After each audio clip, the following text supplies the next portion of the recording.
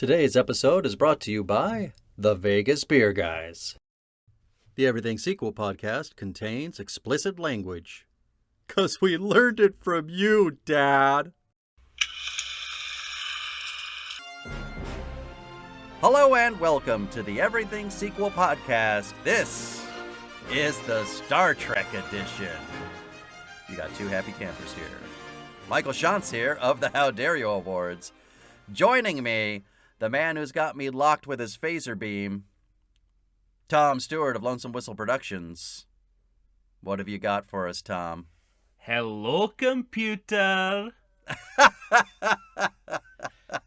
I have never, as a grown man, been able to hold a computer mouse in my hand and not take it to my mouth and say those words. Yep. Aside from that, I wanted to begin with that line. Aside from the fact it works on the 4 or 5 different levels. I mean, we'll talk about that when we get there. But this is the line is from the exact midpoint of these sequels. Oh wow, yeah, you're right. Yeah, that's amazing. And it dilithium crystallizes everything that's good about these movies. Right. Character moments and screenplay. Yeah. Everything that works about... Because when those two things are working, these movies are fucking great. Everything that's good about these films cycles through those two aspects of filmmaking at some point. This is an astonishing series we're doing. It's so interesting. It's one of the most intriguing series we've done. Yeah, I think so too. And the main reason I say that is because they're a rare beast in cinema, which is double sequels. Mm-hmm. So these are sequels both to Star Trek, the original series. In some cases, specific episodes thereof. Episodes, right. And also the previous films in the cinematic TOS franchise. Right. And I almost, because so often when I watch these movies, it's sort of, you know what I could watch right now? Number 4 or number 2, or you know what I mean? I mean, I don't always watch them in order together, and so I was really struck by the sense of continuity that the movies have. That's a huge thing to mention. Within these 5 movies, there is a trilogy of films. Yes, exactly. Referred to by 3 films are themselves a trilogy. Separate from the first movie that preceded all of them. And the final 2. And the final 2 movies, that we're doing, is referred to by the producers, I think somewhat erroneously, as an accidental trilogy. But that's how they've spun it. And it doesn't end there, because two of these movies overlap with Star Trek: The Next Generation. Which means they're both sequels and prequels at the time of release, not retrospectively as they were going out into the world, which makes them fascinating because you have to think about them from a variety of different angles. It cannot be denied. No. So this had to have been a special treat for you. Oh, you love this series. I mean, I do too, but I feel like your fandom might be the bigger star between the two of us. Well, it goes beyond that, actually, because for such a long time, this series was these 5 movies were the be-all and end-all of Star Trek for me. Okay. And to put that in perspective, I've been on a 5-year mission to watch all the classic Trek TV series from the original series to Enterprise. I'm about 10 episodes short of completing that goal after 5 years. And I probably watch these movies twice a year. So that tells you all I need to know about what I think Star Trek is. No, all the fans need to know. All our listeners need to know. Right. Yeah. Yeah, it's like... It's funny you say that because I was always more of a movie guy than the television series. 100%. I mean, I'd seen the original series, but the other series I watched The Next Generation. Yeah. I watched it sporadically, and I didn't. The best way to watch it. Yeah. And the other series I never really paid much mind or attention to. And we were just talking off air. I was talking about, everything is available right now. Yeah. And I kept going to series and seeing how many seasons there were. And I kept thinking, I think I'd like to start at the beginning and just watch all of them. Yeah. Even if it takes me 5 years, that's fine. I was once like you. 5 years later, I'm regretting that decision. Yeah. Well, I remember a summer when I was a teenager where I would go to the video store, get one of these films, take it home, watch it, take it back the next day, and get the next one. And do that on a loop. I analog binged these films as a kid. That's amazing. We need that on a t-shirt. Yeah. Analog binge. That's I did. great. I treated the video store as my own personal streaming service. Right. Oh man. But yeah, my huge nostalgia and affection for these movies. To me, it's the cinematic equivalent of slowly lowering myself into a warm bath. Yeah, right. Which is something that many of the cast members of this series would be incapable of by the time of Star Trek VI: The Undiscovered Country. Mm-hmm. For sure. But despite that, I mean, they pull it off. But I mean, I'll save it. But and also, and I'm so forgiving of these films, perhaps more than any other film series out there.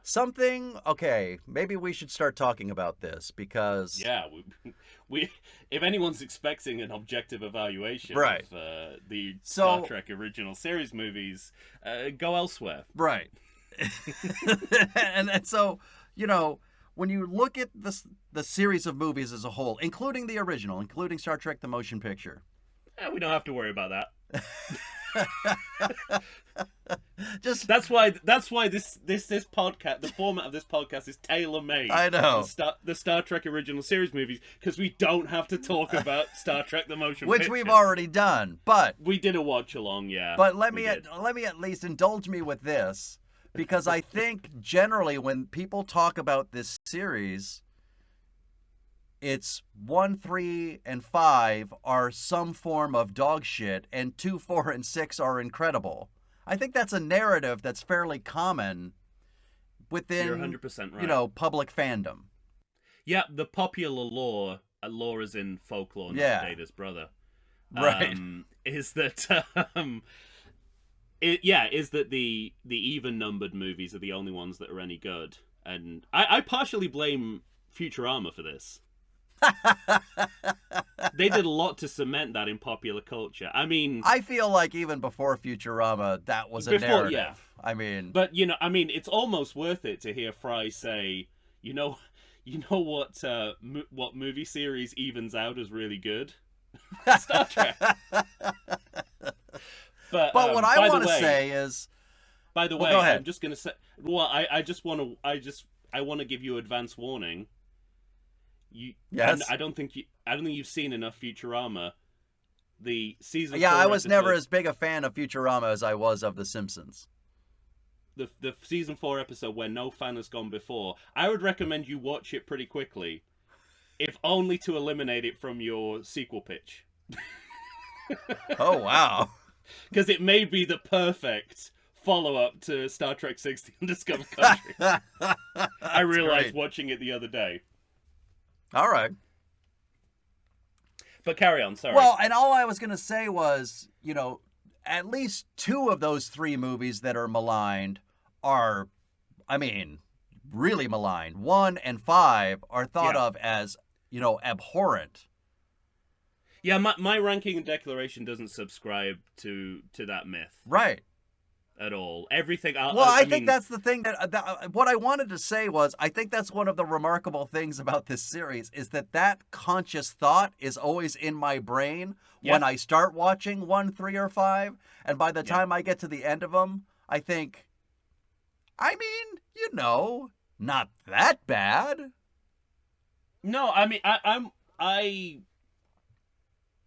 I would say, all bets are off. It's all to play for. Mm-hmm. I mean, you're absolutely right. You can't help but think about it because it is front and center in the fandom of these movies. Right. But when you break it down, it just doesn't track. No, yeah, it really doesn't. And it shouldn't track. And I think, my decisions are going to have nothing to do with that. All right. Now, I mean, we talk about this every new series. Yeah. In terms of ranking, Uh-huh.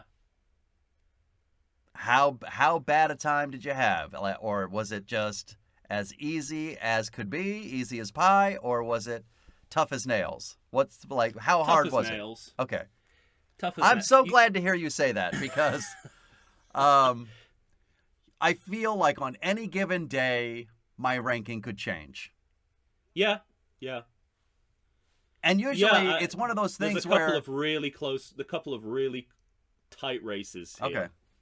Yeah. At least for me. I mean, I think of these films as if I were the parent of a large family. Right. Like, right. I know one or two of them are fuck ups, but I love them anyway. Right, exactly.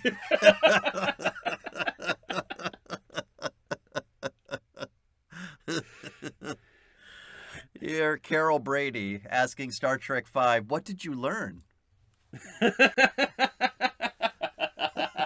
I learned never to hand a project over to William Shatner.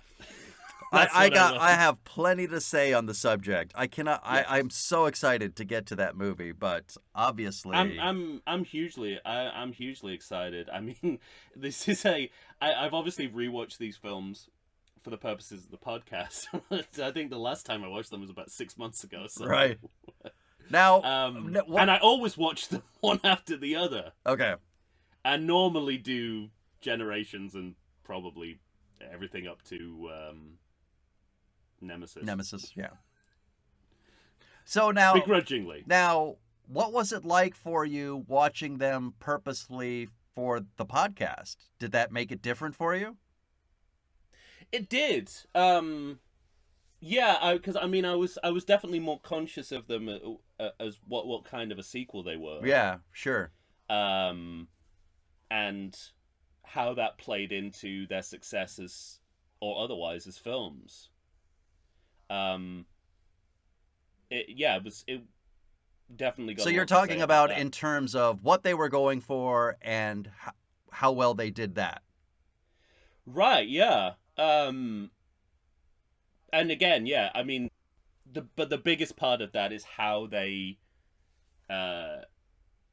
mediate between being sequels to the television version of Star Trek and the film version of Star Trek. Mm-hmm. And that's the most interesting aspect of me, for me, is, not, we always talk about getting the balance right between being faithful to the original movie mm-hmm. and doing something different. Yeah. But for here, and I think it's a similar balance here, but the original text is not the motion picture. It's the television Star Trek, show. the TV series. Sure. The motion picture is almost irrelevant. To these films. We're not going to hear. We're not going to hear the name Verger. And yet, you can tell that the people making these films are, consciously trying to avoid the mistakes that are made. Right. In the motion picture, and much of certainly the first couple of movies is about sort of wiping the slate clean, right, and showing how Star Trek can be a cinematic franchise in a way that the motion picture didn't make the case for compelling. Right. Yeah. So those the first two sequels have a lot of work to do in terms of even just justifying their own existence Mm-hmm. as cinema. Well, and also just, now we, Star Trek is a franchise. We're going to keep seeing it in some form or fashion. It's not going to Yeah. stop. But No, right. But Paramount's really pinned its flag Right. on Star Trek as the kind of the flagship of its streaming service. Right. Yeah. And after Star Trek the motion picture comes out, of course, that was in limbo. It took Star Trek II: The Wrath of Khan to kind of save the franchise. Absolutely. And then you have, and then it, Star Trek 3 tries to do something. Star Trek 4 plays against type in a way to Oh no, absolutely. to do something different with the franchise, but extremely successful. It's the most profitable of all the sequels.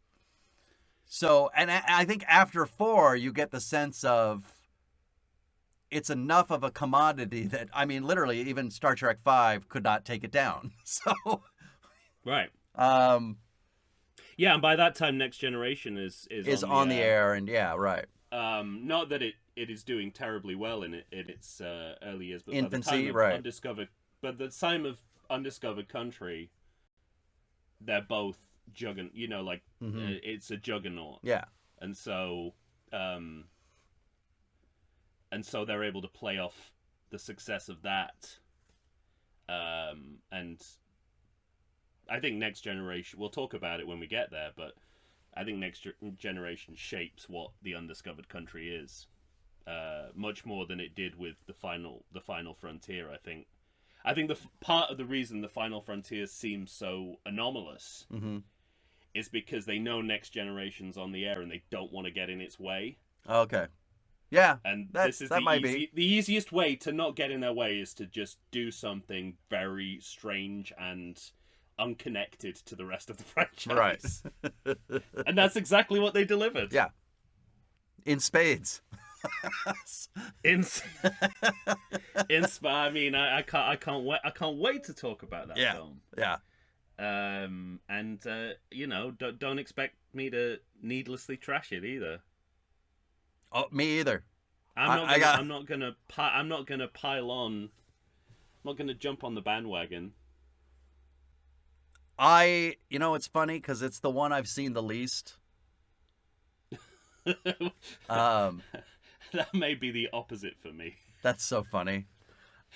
If I'm being perfectly honest, when I say I got one of these movies and then got the next one the next day, yeah, I'm talking. I mean, availability was an issue, so we're really just talking 3 to 5. That's amazing.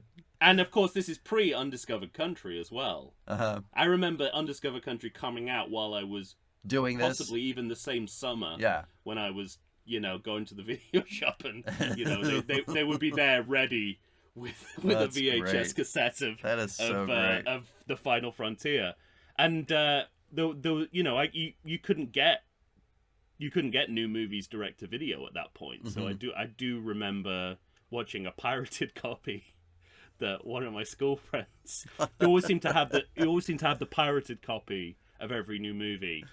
He was one of those kids.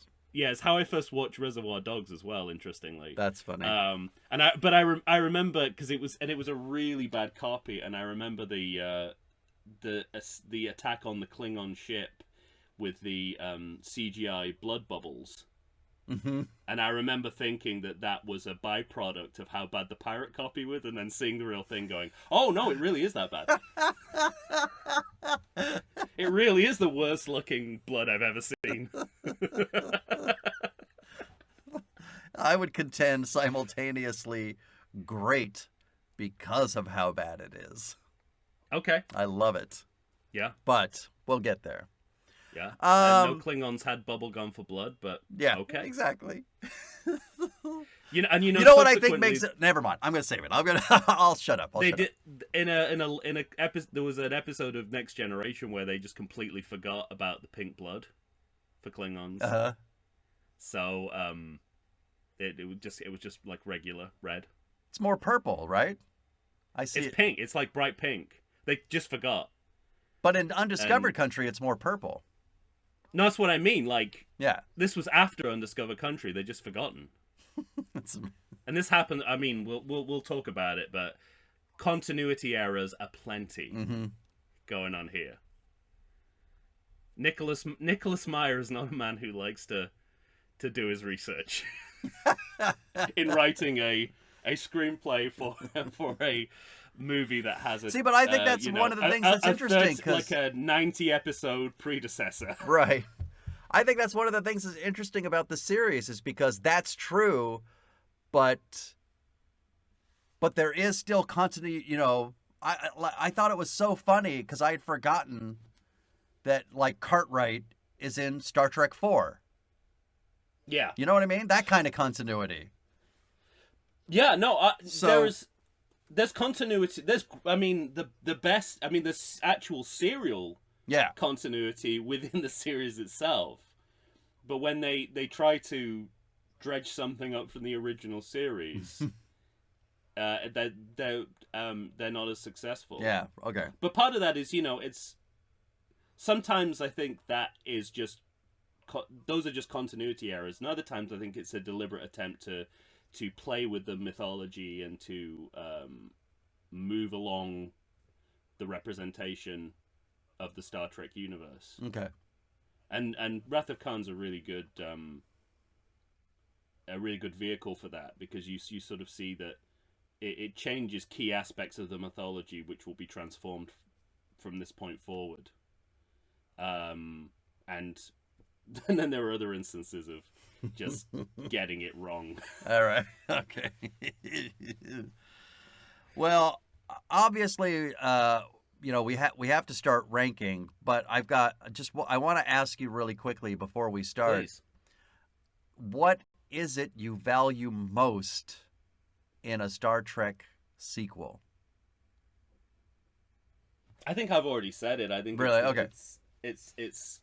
It's character moments, and story, like the screenplay. The screenplay, not just at the level screenplay, not just the level of story, but at dialogue as well. It's no coincidence that I think the best movies in this series have the best dialogue and the best character moments. Direction is huge as well, because it's a really close-knit family. Yeah, right. There's three directors over five films, right?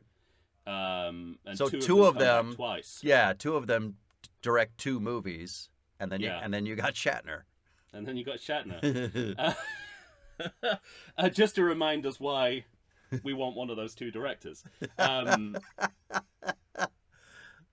I think they're, but it's easy to make fun of Shatner as a director, but he contributes something.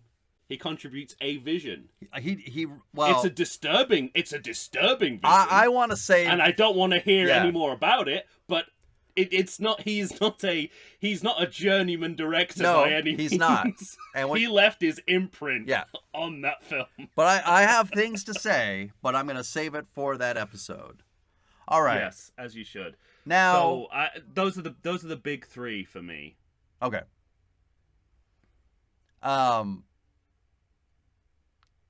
What about you? What do you value in a Star Trek sequel? Yeah, I think you've kind of hit the nail on the head, because I find myself gravitating towards character moments and dialogue as well. Yeah. But I also think, I guess what I'm really wondering, well, I think I should save it, because you have this outlier of a film in Star Trek 4, The Voyage Home. And so it's devoid of the Star Trek stuff that I think a lot of people doesn't have the Enterprise. Right. Crucially. Enterprise is gone. By the way, we've talked many times about big swings. Star Trek 2, they kill off Spock. Yeah. Star Trek 3, they kill off the Enterprise. These are big swings. Yeah, and Kirk's son. And Kirk's son, correct. So, you know, and so it's all weighted, right? To me, it's what do you appreciate? Do you appreciate the drama, but do you want it to stay in outer space, or do you gravitate towards, you know, an anomaly like number 4? Right. But let me also just, you know, I mean, we got to start. So if you were going to ask 100 people which is the best of all the Star Trek sequels, I think at least 99 of them would probably say Star Trek II: The Wrath of Khan. Agreed. My question to you is Star Trek II: The Wrath of Khan the best of the sequels? For you. It absolutely... Here's the thing. It absolutely could be.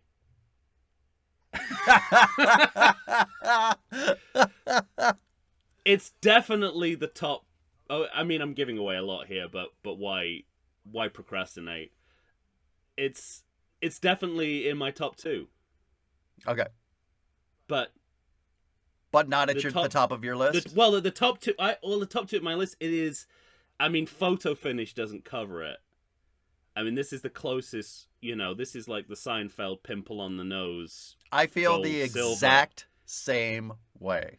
But it might be, but here's the thing, it might probably be a different film. Okay. But in the end, I've justified to myself why the other film in my top 2 takes first place. All right, what is the top of your list? Purely because I have no notes for either of these films. Just, I want to put that out. You're working from memory. No, I mean critical notes. Oh, I see. Okay. Oh, I have got pages and pages of notes. Okay. But I have nothing to correct. I have nothing negative. I'm basically saying I have nothing negative to say about either of these movies. All right. Okay? Purely because... Oh my God, what are you going to say? It beats the odds of being a strong movie in its own right, a good Star Trek sequel, and in fact, conversely, is, I think, the best version of Star Trek. I'm going to say Star Trek IV: The Voyage Home. Okay. Then we don't have to fight. Yay! That's the top of your list? It's not the... Yeah, God damn it. Okay, what's top of your list then? It is Star Trek II: The Wrath of Khan. Okay. But no, again, no. photo finish. Yeah. I but that's better love for the podcast. Star Trek IV: The Voyage Home. Like in my bones. Like deeply. And in Bones' bones. Yes, exactly. And oh, Tom, it really was like gut-wrenching trying to decide between the two. And I frankly, I admire your pick a little bit more. Did I took the bullet for you, didn't I? You did. And I think that the one thing that it suffers from, and it's literally the only thing. See, even this, I'm talking myself out of it because I love it anyway. I don't care. No, but it's that thin with me. It is. The framing of the actual narrative with the whales and that is maybe the weakest thing in the entire of all the sequels. But it's so good that I don't give a fucking shit. I don't care. And so yes, for me as well, and I'm really glad to hear you say this because I think these two movies are so good, and I think they're so close that if you were like, well, let me say a word about Star Trek 3 and why it's, I was gonna be like, oh, fucking Tom, but Tom and his threes, So I'm just pleased as punch that we have a different movie at the top of our lists, but we are of like minds between 2 and 4. And this is what it comes down to is Star Trek IV: The Voyage Home reinvents the Star Trek formula as a feel-good screwball comedy. It has no Enterprise. We've already covered that. Yeah. It's set largely in the present day. Mm-hmm. And yet, so all of these factors should immediately count against it. Add up to a bad film. Yeah, right? Right. Any one of those Yes.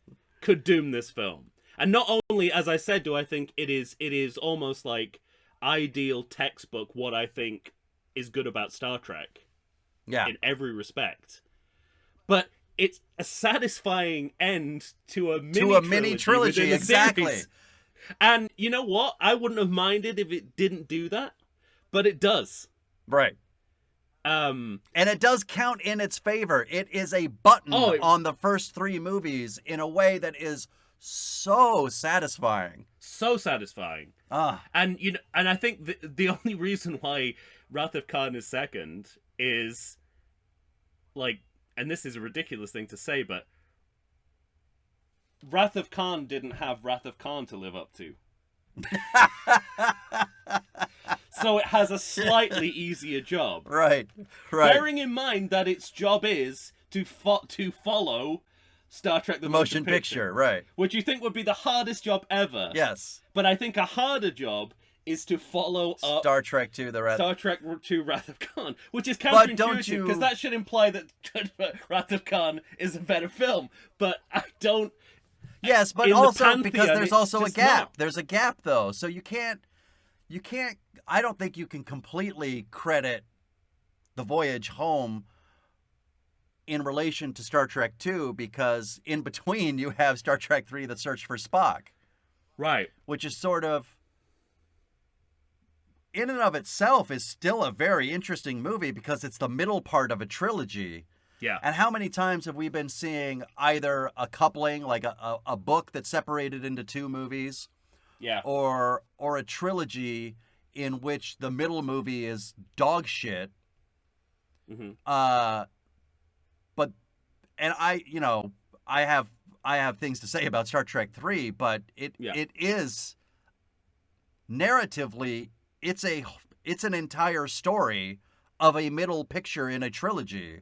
Right. So it's its own thing, but also part of a 3-part whole.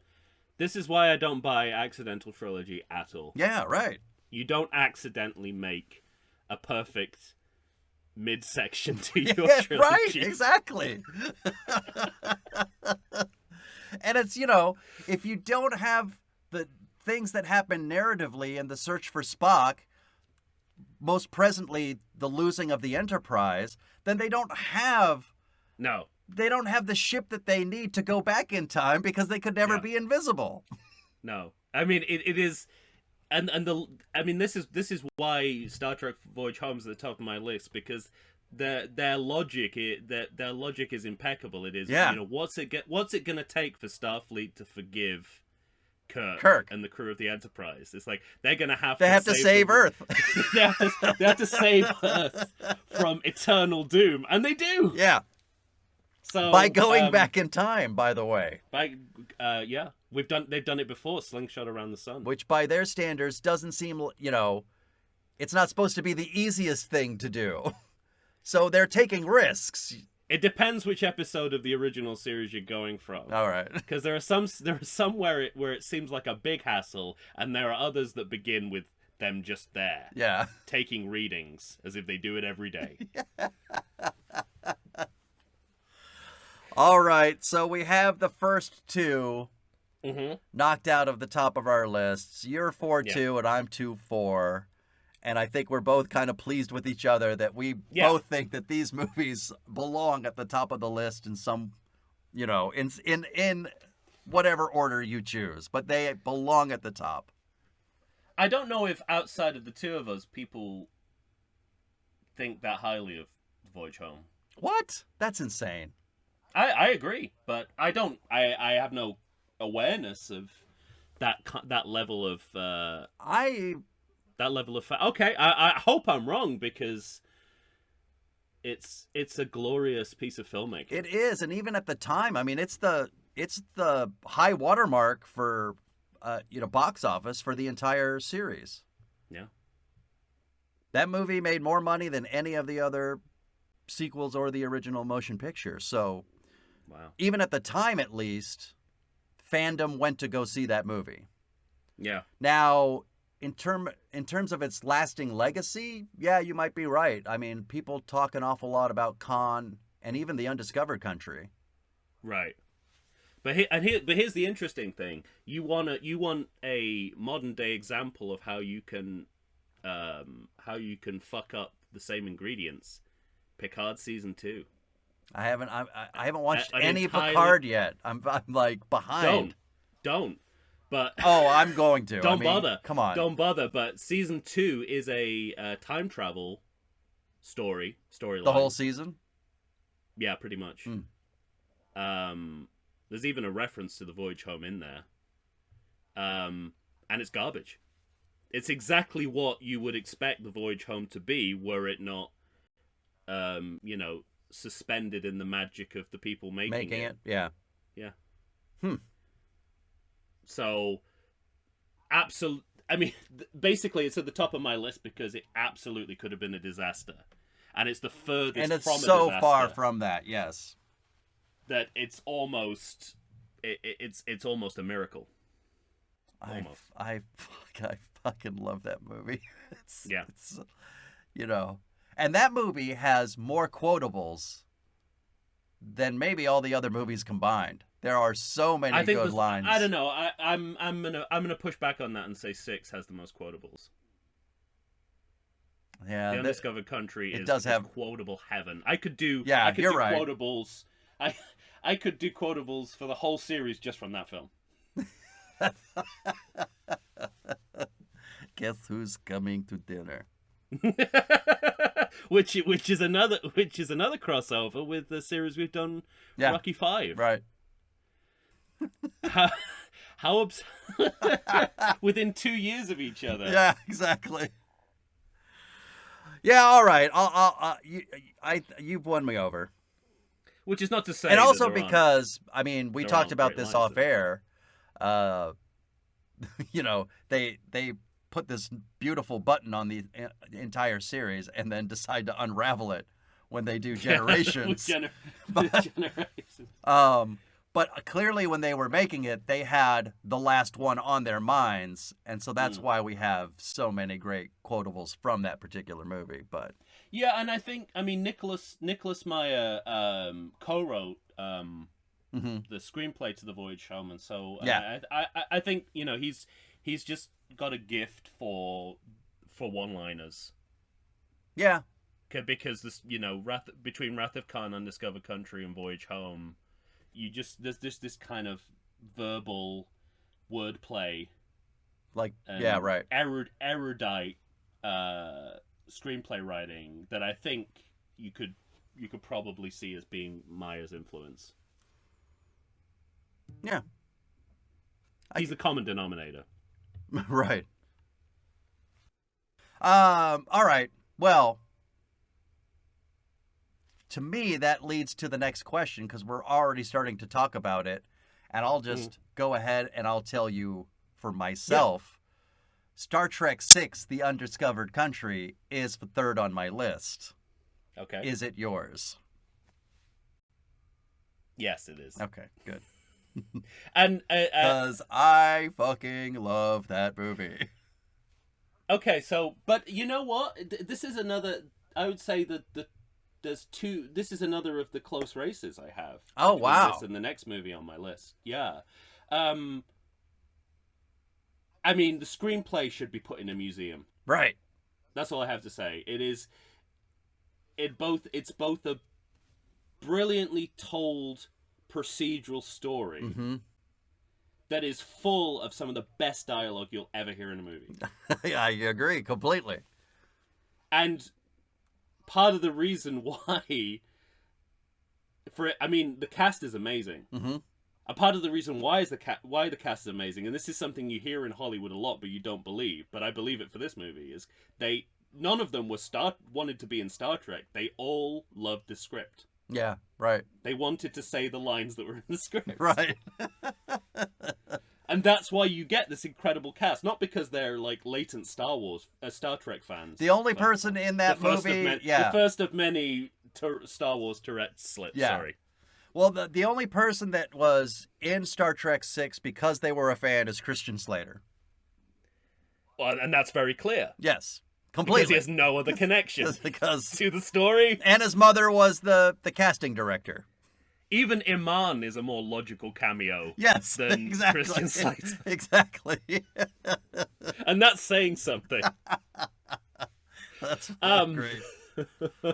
So, but I think it's a little flawed. I mean, minor quibbles. If I have quibbles there, I talk myself out of them almost immediately because I just don't care. I mean, I don't care.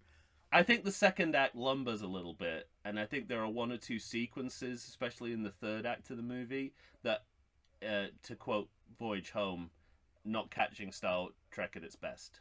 Okay. But that's it. I mean, that's how tight this is. That's how thin these margins are. I am curious. So if I can find something that is concretely wrong, mm-hmm. it immediately goes down to third on the list. Yeah, right. At the very least. Yeah. So now, all right. So we both have The Undiscovered Country as third on our list, but yeah, you have a close race. Yeah, I do. I really do. What almost beat The Undiscovered Country? It's this may be the big surprise of the. I don't know. I'm so excited. I guess we're pretty low on the list now, but this could have been third on my list.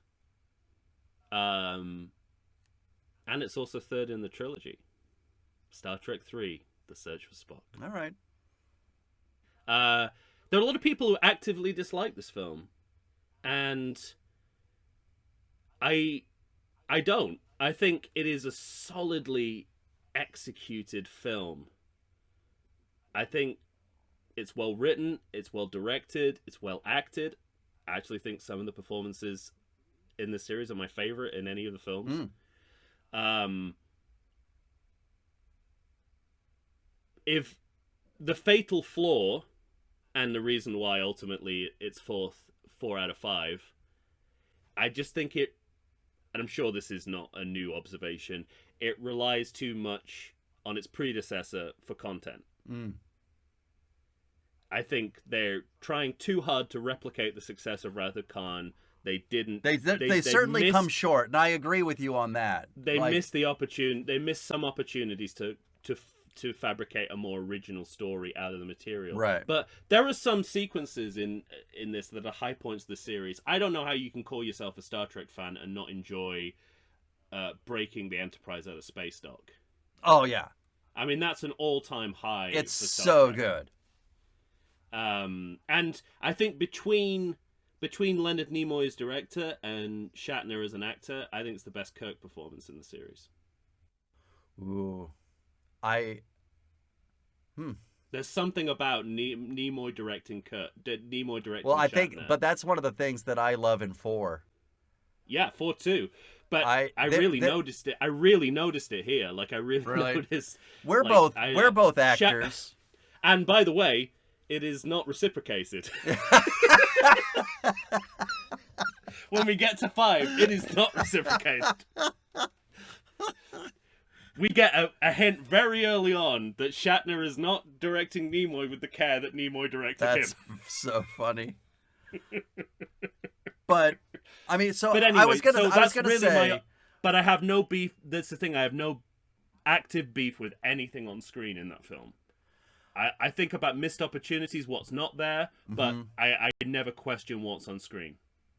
I occasionally question what's on screen. What I think it's a more budgetary issue.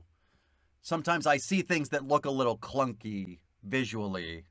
Oh, I disagree. I disagree. I think they. But that's the most minor of quibbles. I actually think they grew into this. They grew into the cinematic style really well in that film. Really?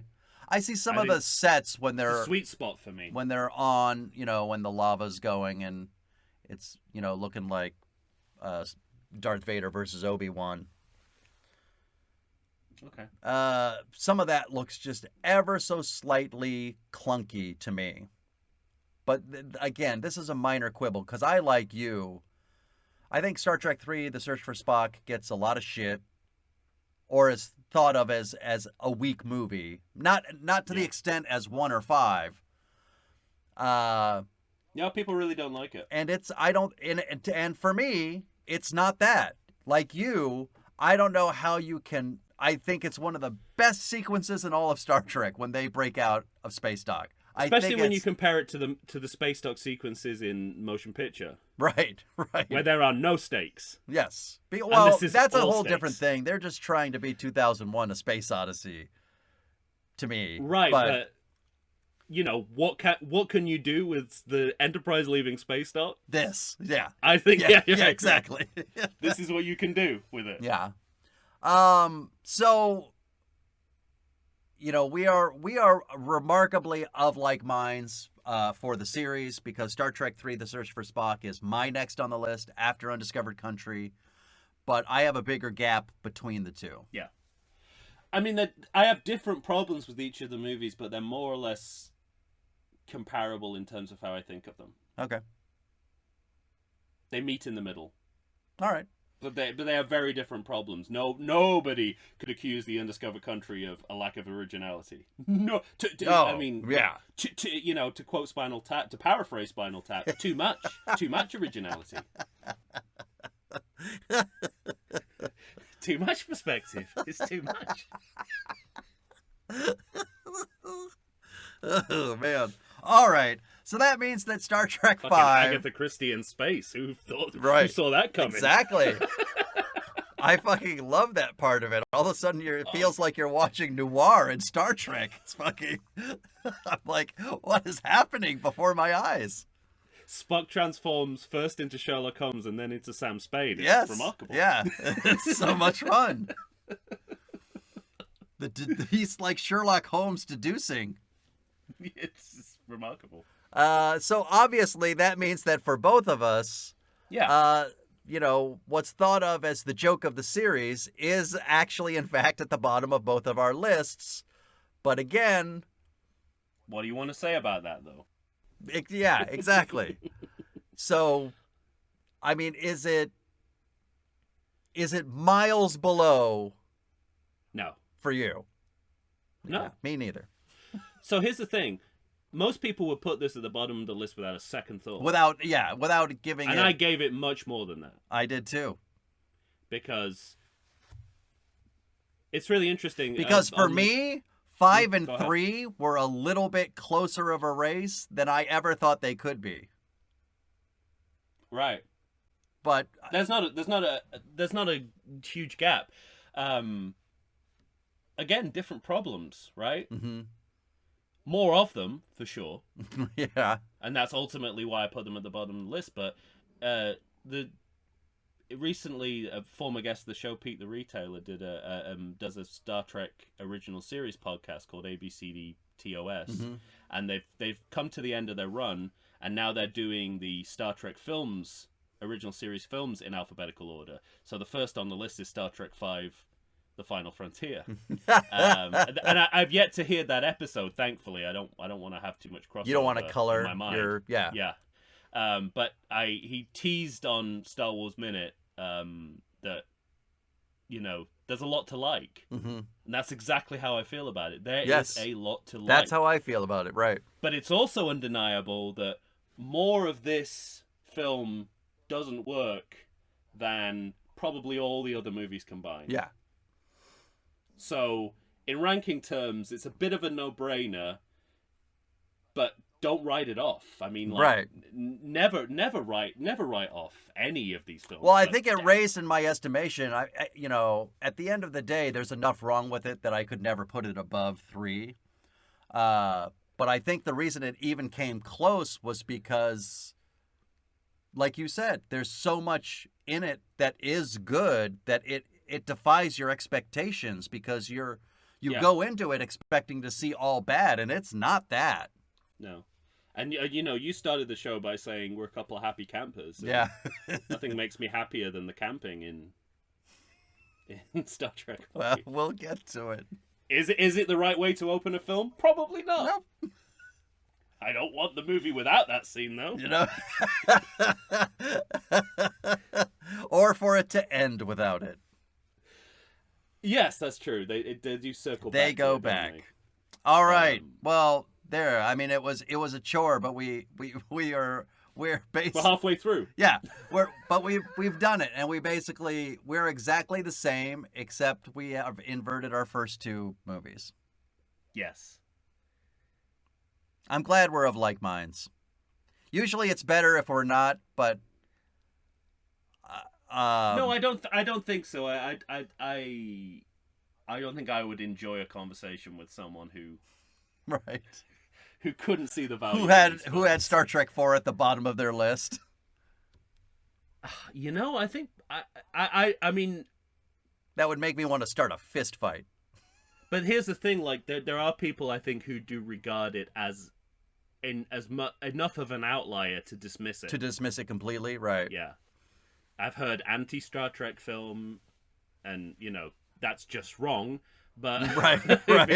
because it is the ethos of Star Trek boiled down to its basic elements. But nonetheless, like I do think dissent comes from the people who's like, oh, it's the time travel one. Mm-hmm.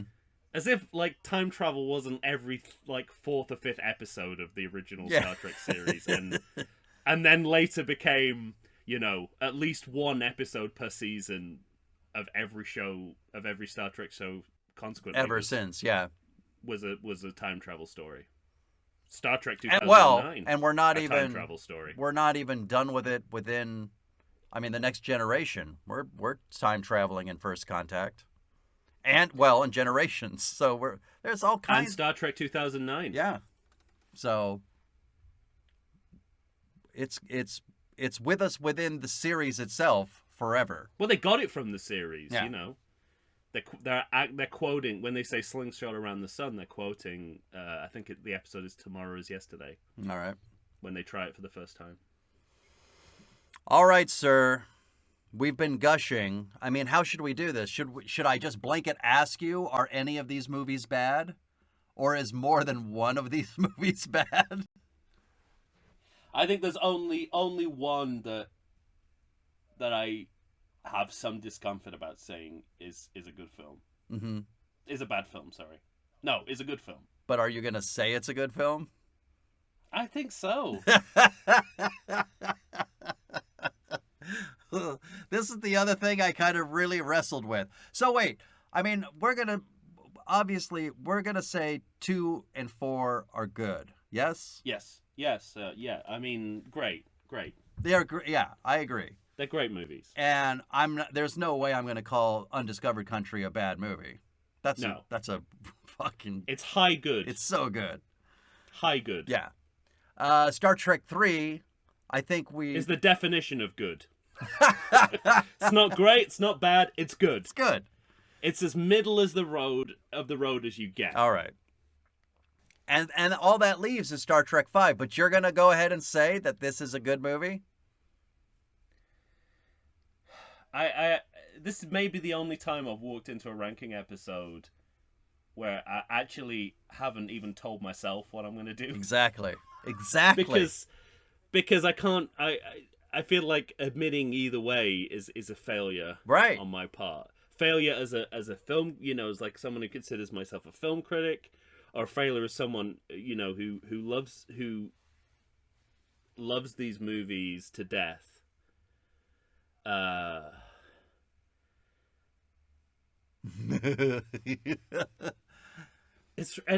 me put it to you this way. I think whatever somebody picks, not what by somebody, I mean whatever you or I pick. if you were looking at percentages, to me, for both of us, whether it's good or it's bad, it's 51 to 49. Yeah. You know, like it's like it's a razor's edge in terms of your determination. Mm-hmm. And oh man, because I want to The say that biggest, this you is know a what? bad movie, but because for me it defies expectations of how bad it's supposed to be, I think it's good. Here's what makes it harder for me is the problem. The problem with this movie for me is one of tone. Mm-hmm. It's about judging tone, which is something that Shatner as a director seems incapable of. Okay. But I don't know whether that's because I don't know whether that's enough to Now, say what are it's you a bad talking about movie. specifically? Everything is either too silly or too serious. Mm-hmm. And we go between the two. We vacillate between the two too erratically. Okay. For my liking. But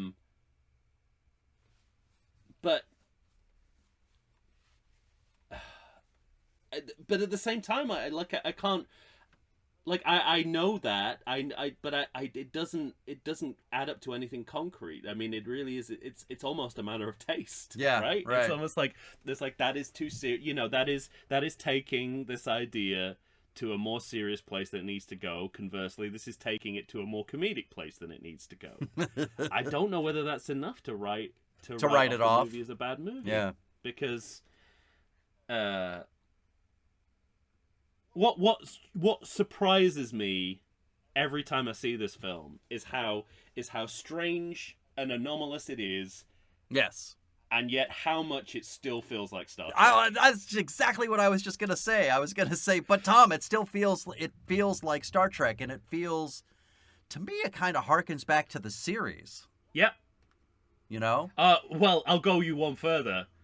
Uh-huh. A lot of this is pulled from the animated series. Shatner didn't wow. even bother going back as far as the live action series. There's if you go on like the Memory Alpha, you'll see a number of like, you know, mythology elements that only exist in this and the Star Trek V. series. No, I mean that's it. I mean they make one of the best decisions this film makes is we're going to focus on our central trio. At the expense of pretty much everything else. Everything else, right. And that is very consistent with, dare I say it, the two-dimensional thinking of the television series. Right.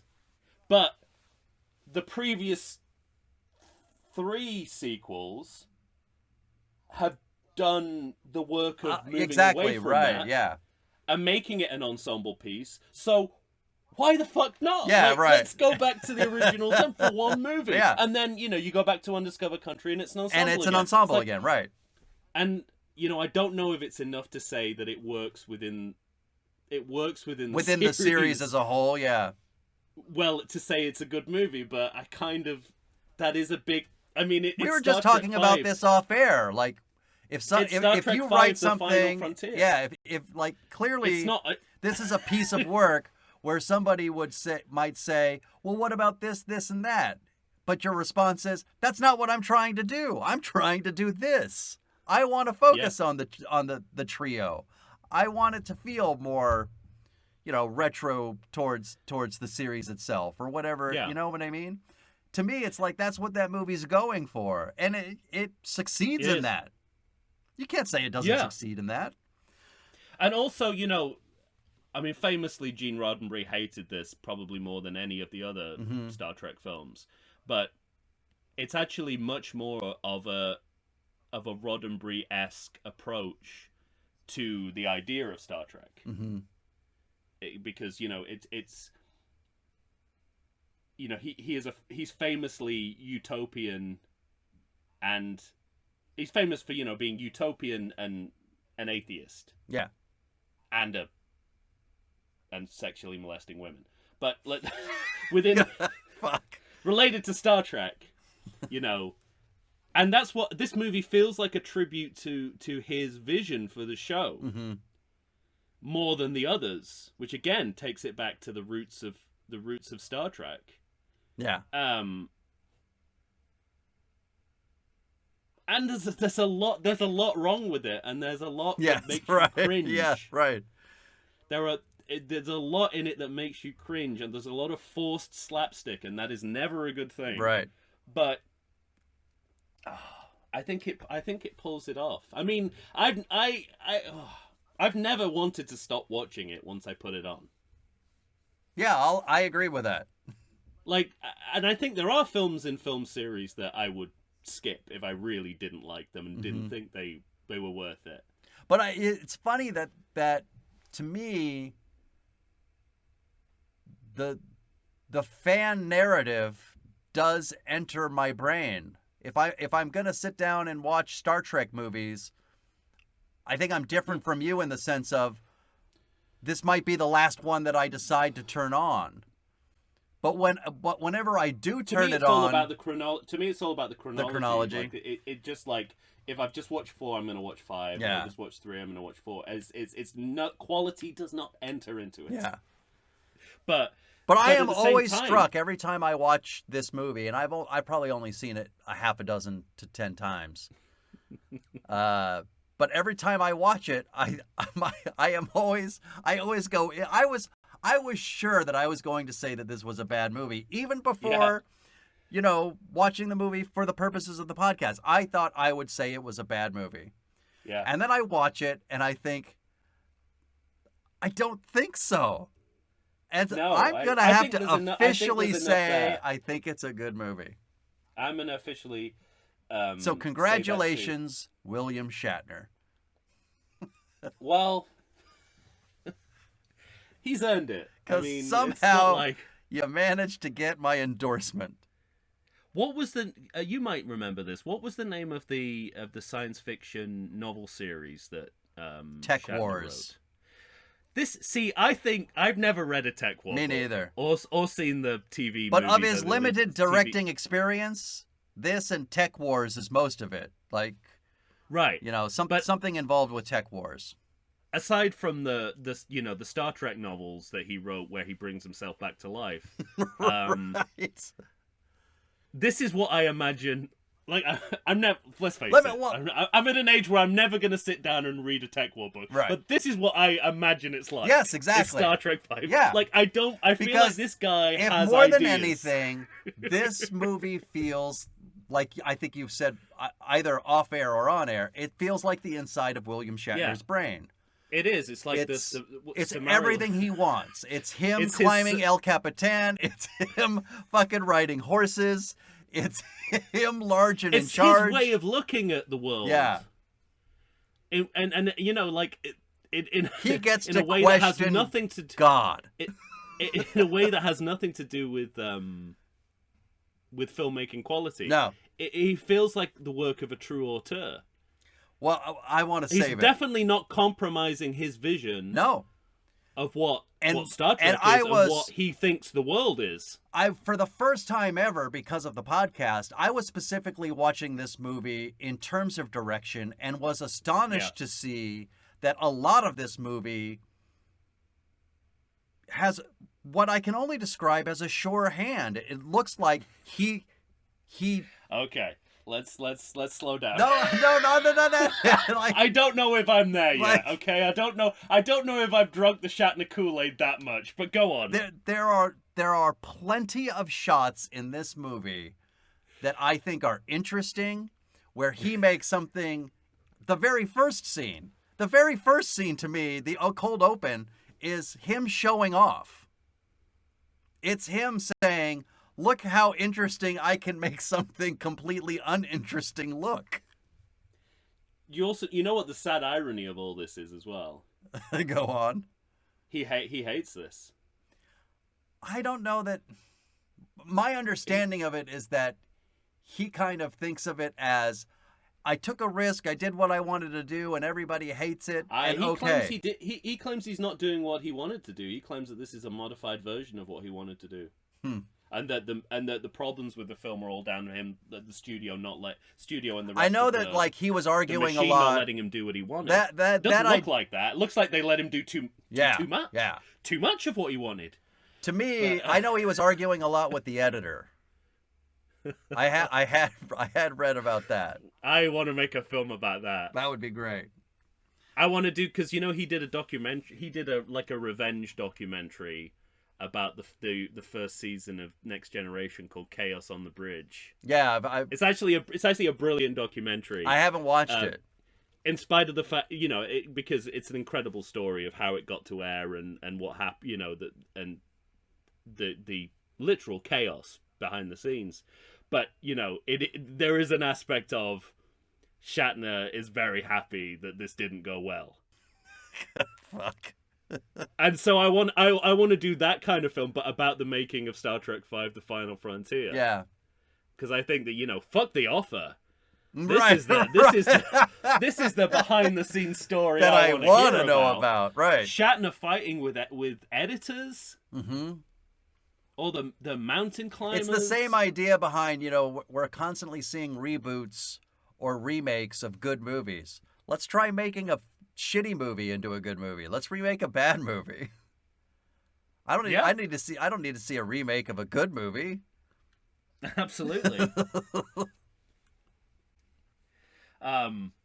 So yeah, let's. Well, I'm comfortable with that. I just I just can't. When I look back at my notes, it doesn't look like a good movie on paper. No. I think that's my only. I don't care about I don't care about what fandom thinks about, or what film critics think about it. I can decide that for myself, but I do look back at my notes and go, how is this a good movie? And yet I still think of it as a good movie. Yeah. I did not think I would think of it that way, and I did. No. Yeah. So, across the board... We've had so many discussions about so bad it's good. Yeah. Never gets anywhere close to that territory. Not for me. And I do think that... Maybe a little bit at the end. As soon as I said that out loud, I was like, you know what? I can think of a few moments. I thought of the only thing the thing that dropped into my mind, and this maybe proves that it actually is a good movie. The thing that I thought is maybe so bad it's good is the chicken noise on the Klingon theme. There's the Klingon theme is occasionally punctuated with yes. That's a parody of itself. But everything else, that's great. All right. Well, officially, we're calling every single one of these sequels good. Yeah. Where it's like our Stallone fetish. We're homers for Star Trek, I think. Yeah, but conversely, the fifth in the series is not as bad as Reputation would have you believe. Right. No. Rocky V is worse. Yes, by Too far. much. By far.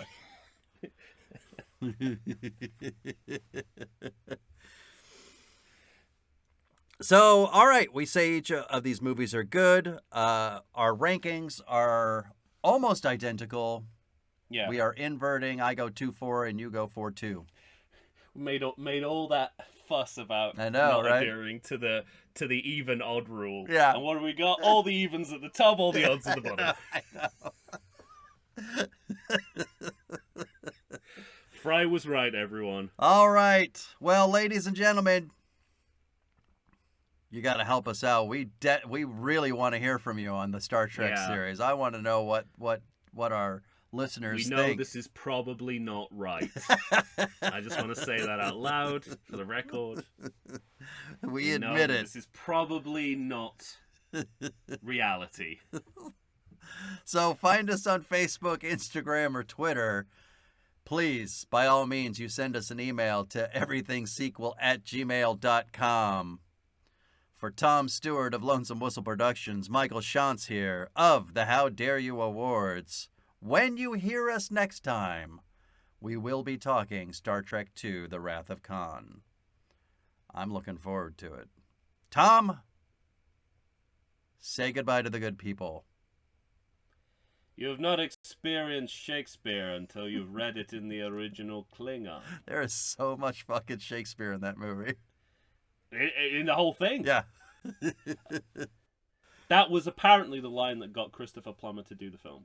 All right. He just wanted to say that line out loud. If you say so. You hear about it. The script was great. Mm-hmm. That's why I wanted to do the movie. This may be the only time it's actually true. That's amazing. I thought he would have loved the Havoc. Let's slip the dogs of war. Well, yeah, he gets to just like sit in a chair and quote Shakespeare like a mad old somewhere Laurence between Olivier. 5 and 10 minutes straight. Like fucking Gielgud in a dementia home.